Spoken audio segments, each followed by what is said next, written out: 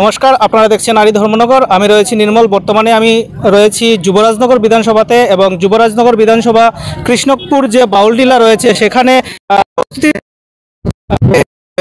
যেখানে নিরীহ হিন্দুদেরকে হত্যা করা হয়েছে, সেখানে যারা টুরিস্ট গিয়েছিলেন তাদেরকে হত্যা করা হয়েছে এবং ভারতীয় সেনাবাহিনী যেভাবে যোগ্য জবাব দিয়েছে পাকিস্তান টেররিস্ট দ্বারা সেখানে টুরিস্টদেরকে হত্যা করা হয়েছে। আপনারা দেখতে পাচ্ছেন সেনাবাহিনী এবং ভারত সরকারকে ধন্যবাদ জানিয়ে পুরো দেশ জুড়ে যেভাবে তিরঙ্গা যাত্রা আমরা দেখতে পাচ্ছি এবং আজকে যুবরাজনগর বিধানসভাতে সেই তিরঙ্গা যাত্রা কিছুক্ষণের মধ্যে শুরু হতে যাচ্ছে।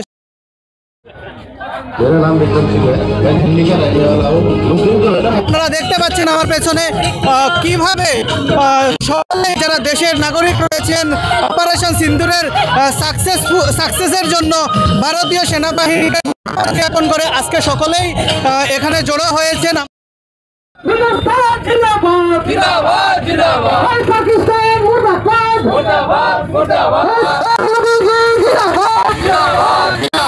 আপনারা দেখতে পাচ্ছেন সকলে ফ্ল্যাগ হাতে নিয়ে, কারণ পাকিস্তান এই পেহেলগামে প্রথম নয়, এর আগেও ভারতের মধ্যে অনেকবার পাকিস্তান অ্যাটাক করেছে, কিন্তু এইবার যে অপারেশন সিন্দুর হয়েছে মনে রাখবে পাকিস্তানের সাথে পুরো দেশ সাক্ষী রয়েছে। যেইভাবে আমাদের নিরীহ হিন্দুদেরকে সেখানে কলমা পড়িয়ে সেখানে হত্যা করা হয়েছে, তারই প্রতিবাদে আপনারা দেখতে পাচ্ছেন বিভিন্ন জায়গায় আমরা প্রোটেস্ট দেখেছিলাম এবং তারপর ভারত সরকারের উপর সকলে আস্থা রেখেছিলেন এবং ভারতীয় সেনাবাহিনীদের উপর আস্থা রেখেছিলেন যে ভারত সরকার কিছু একটা পদক্ষেপ গ্রহণ করবে এবং সকলের সেই প্রত্যাশার অবসান ঘটিয়ে ঘাতের পর প্রত্যাঘাত যে ভারত দেখিয়েছে। আপনারা দেখতে পাচ্ছেন এখানে যারা মারা রয়েছেন তারা পাকিস্তান মুর্দাবাদের নারা দিচ্ছেন। এখানে রয়েছেন প্রদেশ ওবিসি মোর্চার সভানেত্রী মলিনা দেবনাথ এবং রয়েছেন মন্ডল সভাপতি কিরণ শঙ্কর দেবনাথ। আমরা ওনাদের সাথে একটু কথা বলবো। আমরা সবাই জানি পেহেলগামে যে একটি নির্মম পর্যটক হত্যাকাণ্ড হয়েছে, পাকিস্তানের দ্বারা সেটা সংগঠিত হয়েছে এবং ভারতীয় সেনাবাহিনী যেভাবে তার যোগ্য জবাব দিয়েছে, কি বলবেন সেই ব্যাপারে? নমস্কার, আমরা অত্যন্ত গর্বিত যে আমাদের প্রধানমন্ত্রী এবং আমাদের সেনারা মিলে আমাদের অপারেশন সিন্দুর সাকসেসফুল করেছে।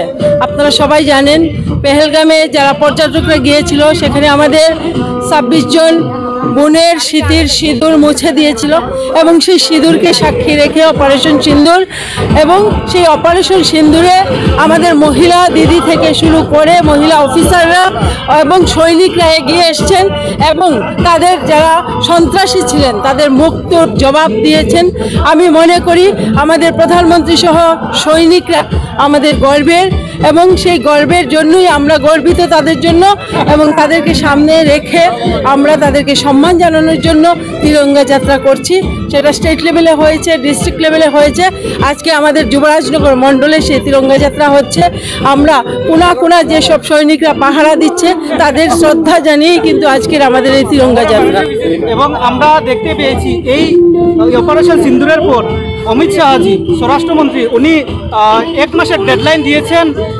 যারা অবৈধভাবে ভারতে প্রবেশ করেছে তাদেরকে অবিলম্বে দেশ ছাড়তে হবে। যারা সন্ত্রাসবাদী, যারা বাইরে থেকে অবৈধভাবে দেশে এসে সন্ত্রাস করছে তাদের এই দেশে কোনো জায়গা নেই এবং আমাদের সরকার সেটা পদক্ষেপ নিয়েছেন। শুধু তাই নয়, আমাদের এই দেশের প্রত্যেকটা কোণা যাতে সুরক্ষিত থাকে সেই জন্য সৈনিকরা, আমাদের সরকার এবং আপনারা দেখতে পেয়েছেন যখন ঘটনা ঘটেছিল পরের দিনের সঙ্গে আমাদের অমিত শাহজি সেখানে গিয়েছিলেন, তাদেরকে শ্রদ্ধা জানিয়েছেন এবং সেটা আমরা মিশন করে নিয়েছি যে আমাদের মাটির একটা ধুলাকুনাও আমরা দেব না। আমাদের প্রধানমন্ত্রী নরেন্দ্রজি মোদিজি বলেছেন যে সন্ত্রাসবাদ এবং আমাদের যে পাক অধিকৃত কাশ্মীর সেটা নিয়ে কোনো কথা হবে না, কোনো কম্প্রোমাইজ হবে না। তাই আমরা অত্যন্ত গর্বিত আমাদের মোদিজির জন্য। ভারতের পেহেলগামে হামলার পর আমরা দেখেছি ভারতের মধ্যে কিছু সংখ্যক লোক যারা প্রতিনিয়ত সোশ্যাল মিডিয়াতে পোস্ট করেছিলেন এবং পাকিস্তানের সাপোর্ট করেছিলেন, তাদের সম্পর্কে কি বলবেন, তাদের উদ্দেশ্যে কি বলবেন? দেখুন, যারা ভারতবাসী প্রকৃত যারা দেশপ্রেমিক বা দেশের জন্য যাদের মনের মধ্যে জায়গা আছে তারা কখনো এরকম করবে না।